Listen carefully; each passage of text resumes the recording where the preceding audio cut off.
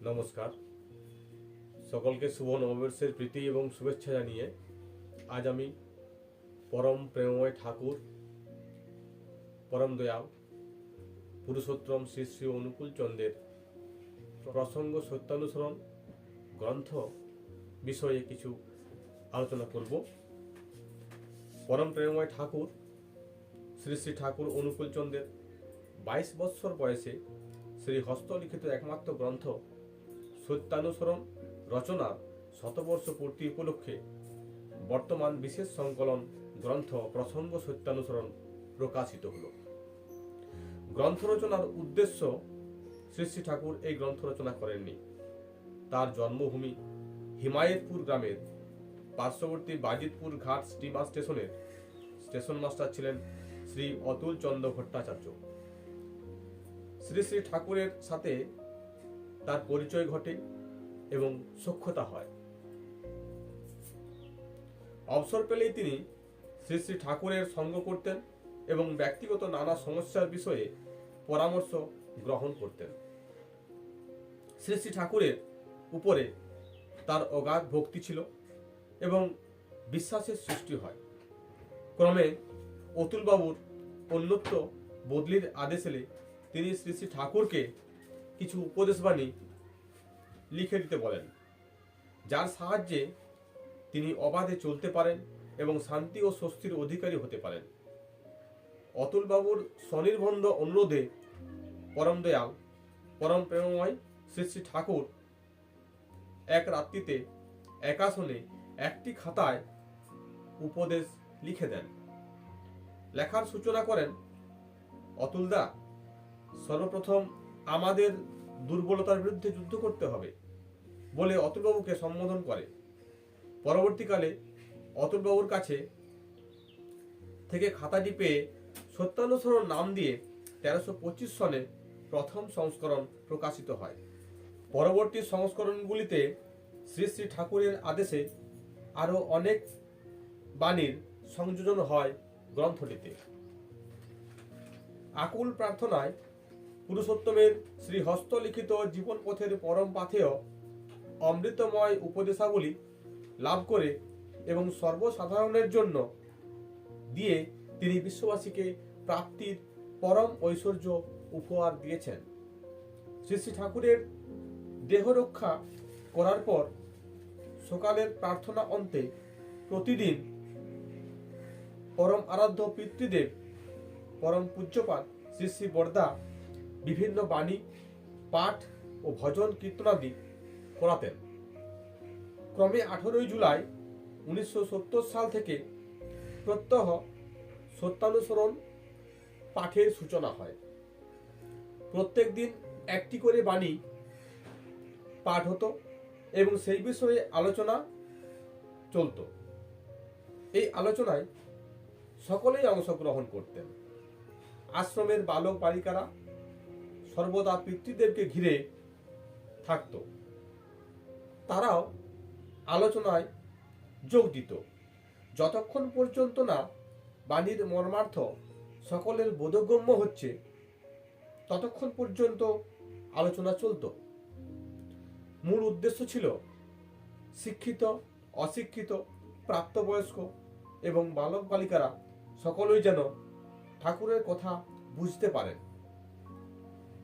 এইভাবে পাঠ করতে করতে গ্রন্থ পাঠ শেষ হলে আবার নতুন করে পাঠ আরম্ভ হতো এবং আলোচনাও চলত।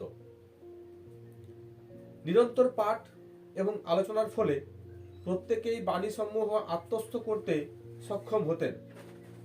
ফলে দেখা গেছে যেসব বালক বালিকারা প্রতিদিন উপস্থিত থাকত তাদের অভ্যাস এবং ব্যবহারেও অনেক পরিবর্তন এসে গেছে।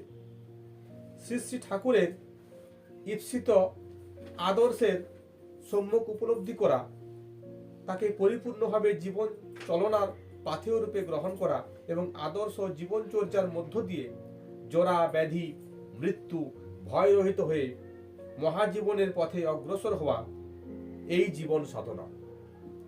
নিজে হওয়া এবং অন্যকেও হওয়ানো, এর মধ্য দিয়েই জীবনে পরিপূর্ণতা আসে। ইষ্টে যুক্ত হওয়া, ইষ্টে যুক্ত করা অর্থাৎ যজন এবং যাজন, এবং সেই সঙ্গে নিত্য ইষ্টভীতি মহাযজ্ঞের পালন উন্নয়নের এই একমাত্র অমোঘ উপায়। এর জন্যই প্রিয় পরমের স্মরণ, মনন, গ্রন্থপাঠ এবং তার যাবতীয় ইচ্ছাকে বাস্তবে রূপায়িত করার জন্য একাগ্র সাধনা একান্ত অপরিহার্য। পিতৃদেবের দৈনিক সত্যানুসরণ পাঠের মূল উদ্দেশ্যও তাই। শ্রী শ্রী ঠাকুরের বাণী অনুধাবন এবং আত্মস্থ করা এবং জীবন সাধনায় তাকে ব্যবহার করা। গ্রন্থ পাঠের সময় বাণী পাঠান্তে উপস্থিত সকলের মতামত জেনে নিয়ে শেষে পিতৃদেব সহজ ভাষায় অল্প কথায় আসল কথা ব্যক্ত করতেন। আলোচ্য বাণীটি সকলেরই বোধগম্য হয়ে উঠত, প্রশ্ন জিজ্ঞাসার সুযোগ সকলেই পেত। আবার কখনো তিনি নিজেই প্রাসঙ্গিক প্রশ্ন উত্থাপন করে বাণীর প্রতিটি শব্দের আবিধানিক অর্থসহ সবকিছু প্রাঞ্জল করে দিতেন। অপ্রাসঙ্গিক আলোচনায় খেই হারিয়ে যাওয়া আসল কথার সূত্র ধরে সামান্য কয়েকটি কথায় মীমাংসাও তিনি করে দিতেন। এইভাবে শ্রোতাদের কাছে প্রত্যেকটি বাণীর আসল অর্থ উদ্ঘাটিত হয়ে উঠত। প্রাসঙ্গিকভাবে শ্রী শ্রী ঠাকুরের উক্তি এখানে উল্লেখ করা যায়। বড় খোকা হচ্ছে জীবন্ত সত্যানুসরণ। অজ্ঞানতার সুনিবিড় কুহেলিকায় আচ্ছন্ন চেতনা নিয়ে মানুষ জন্মগ্রহণ করে। মা, বাবা, আত্মীয় বর্গের সংস্পর্শ এবং পারিপার্শ্বিকের সঙ্গে সংঘাতে তার জ্ঞানের উন্মেষ ঘটে। তবু এতেও অজ্ঞতা যায় না। কি এবং কেন, এই অনন্ত প্রশ্ন নিয়েই মানুষের আজীবন চলা। এই জীবন জিজ্ঞাসা, কেমন করে স্বস্তি লাভ ঘটবে, জীবন সংঘাতবিহীন শান্তিতে ভরপুর থাকবে, কি উপায়ে অনন্ত স্মৃতিবাহী চেতনার অধিকারী হয়ে নিরোগ সুদীর্ঘ জীবন লাভ করা সম্ভব, মানুষের চেতনায় নিরন্তর এই প্রশ্ন জাগ্রত থাকে।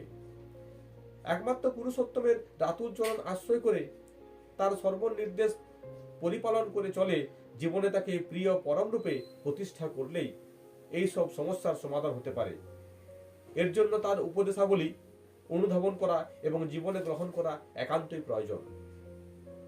একমাত্র নিষ্ঠা ও আনুগত্য নিয়ে কৃতি সম্বেগশীল হয়ে নিরন্তরভাবে তার সেবা এবং অনুজ্ঞা পালনেই সিদ্ধি লাভ ঘটতে পারে।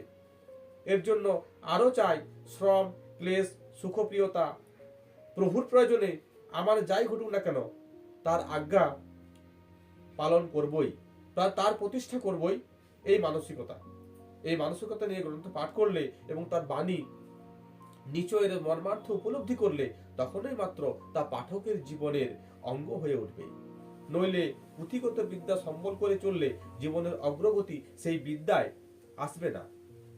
শ্রী শ্রী ঠাকুর বলেছেন, বই পড়ে তুই হলি যে বইয়ের নিদান ধরলি না, ধরে করে না চললে কি জাগবে বোধের নিশানা। নিত্য সত্যানুসরণ পাঠের সাথে সাথে যারা পাঠ শুনছে তাদের এই শিক্ষা চরিত্রগত হচ্ছে কিনা, এদিকে পিতৃদেবের চিরজাগ্রত দৃষ্টি থাকত। ফলে প্রত্যেক শ্রোতায় বহুলাংশে লাভবান হতেন। প্রভুর উপদেশাবলী এমন করেই পাঠ করা উচিত। এই গ্রন্থটি পাঠ করলে কিভাবে পড়ে বাণী উপলব্ধি করতে হয় তা বোঝা যাবে।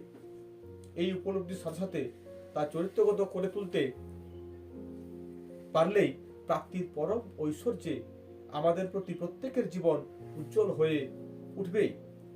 এই গ্রন্থটি সকল পাঠকের সহায়ক হোক এবং প্রত্যেককে ইষ্টমুখী করে তুলুক, এই আমাদের ঐকান্তিক প্রার্থনা। বন্দে পুরুষোত্তম। জয় গুরু, জয় পরম দয়াল পরম প্রেমময় ঠাকুর শ্রী শ্রী ঠাকুর অনুকূল চন্দ্রের জয়। শ্রীচরণের প্রণাম।